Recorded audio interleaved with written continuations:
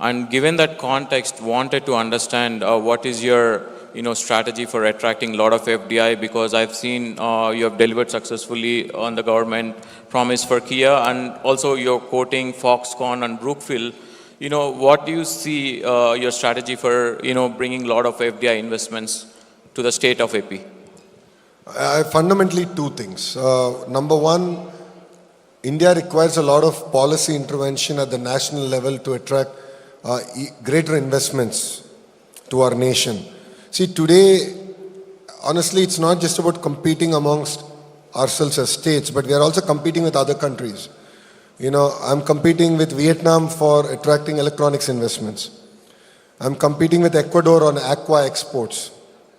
I'm competing with other countries on agri-commodities. So it's very, very important that we largen the pie, create a very conducive environment for medium, large corporates, global corporates to look at India as their hub.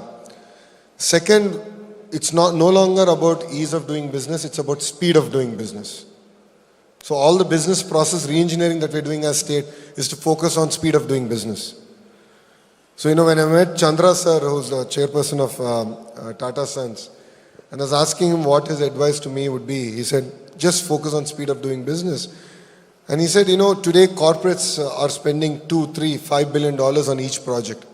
I mean, imagine a 6 months delay. It'll throw their entire business plan out of shape. 6 months delay would result in losses that they have to carry forward on their balance sheet. So our singular focus is on speed of doing business. We will compete with other states and we will create a very conducive environment in Andhra Pradesh in terms of attracting investments and grounding those investments. And one example of that is how we closed TCS in a 90-minute meeting. That's the way we will work and get investments into state of Andhra Pradesh. Wow, that's a kind of an insight where I wanted to get into the context of bridging the gap for organization like IT Surveillance, where there's a lot of small business enterprises, all the way from 100 to almost thousands of employees. Because whenever you create enterprise, the speed, the context is the speed. So in that context, wanted to personally understand, when you dealt with a lot of enterprises, what was one of the challenge or some of the insight that you felt personally the most important thing in creating a faster speed for enterprises? You mean as a government or? As a government. So the challenge is, how do you translate the vision of the Chief Minister down to the grassroots line functionary?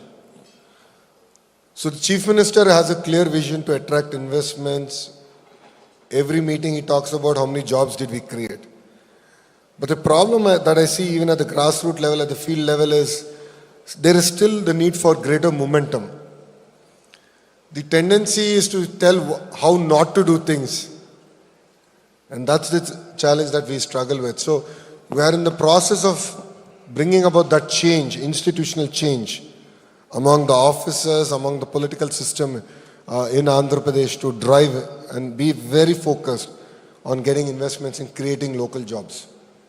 Yeah, I think building upon that, given all the work that you have done with the government, just wanted to understand what is your ultimate goal in politics? Do you want to see yourself at a national level or, anything, any role beyond Andhra Pradesh in the coming future? I mean, politics is one great field where you can positively or negatively influence people's lives. Being a third generation politician, I see this as a great opportunity to really transform things. There's amazing aspirations at the grassroots level, and it's important that we meet those aspirations and deliver. And after that, it is for people to decide where I should be. People of Mangalgiri in 2019 felt that, I had to serve them for 5 more years before giving me a chance. And when they gave me a chance, it is with a majority that Andhra Pradesh has never seen. So I think that's the beauty of the political system. So, we are here to serve the people, we are here to create amazing policies, attract investments, create jobs, create ecosystems, and then it is for people to decide whether I should be a gully politician or a Delhi politician. Oh,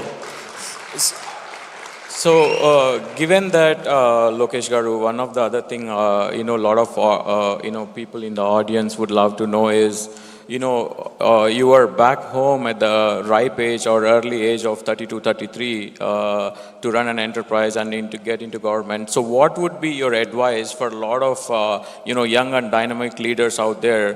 For example, we have some of the few, IT serve members who went and contested back home, like Ramu Garu from Guruvara or Yarlagadda Garu, and then also Suresh Garu. So what kind of advice, do you want to really give to, young people out there who really want to go out and then do public service? No, my advice to everyone has been is, first you need to settle down financially. That's very, very important. Today I am able to do what I want to do for the single reason is because Brahmani takes care of me and pays for my credit card bills. Not everyone is lucky in that sense. I'm very lucky. So I keep telling, when I met Ramu, Suresh Garu very early on, that was my advice. First be financially stable, come into politics to serve people. That should be your true calling. Nothing but that. When that is clear, come to politics. And the only way that can be clear is when you have financial security, when you don't need to depend on politics for any income. So I always advise all the youngsters, first settle down, be financially independent, stable. And definitely as Telugu Desam Party, I call ourselves as a university. We have this ability to create leaders who went on to lead even Telangana. And that is the beauty of Telugu Desam Party. We create leaders, we give people opportunity to lead from the front. And if you look at it this time, in the 160 odd seats that we contested, close to 70 of them were actually first timers who were contesting. And that's the beauty of Telugu Desam Party. If you look at it as an alliance, out of the 164 people that have won, close to 88 of us are first time MLAs. 17 out of the 25 ministers are first time ministers. So I think that's what makes Telugu Desam Party very unique. So basically, you have a new blood coming to power. So at the same time, in that context, also want to understand you've been traveling a lot, to different countries at different occasions. I know it's a lot, especially for entrepreneurs out there, that they're spending time away from their family. So would like to know what kind of things, you generally pursue to have a downtime or, to keep stress at bay generally. People would love to know. I think you should take life as it comes. There is no need to be stressed. What I've realized is when you're stressed and you take decisions, you end up making a lot of mistakes. So I've learned the art of breathing. So when I'm disappointed, when I'm upset, or when I feel a little bit of stress, I actually learn to breathe. And that really de-stresses me and makes me calm, and that enables me to take right decisions. Your destination, in order to reach your destination, and it could be politics, it could be business or any field that we chose, it's never a straight line. There are going to be amazing highs and there are going to be the worst lows. And what I've learned from our leader is you should take your lows as you take your highs.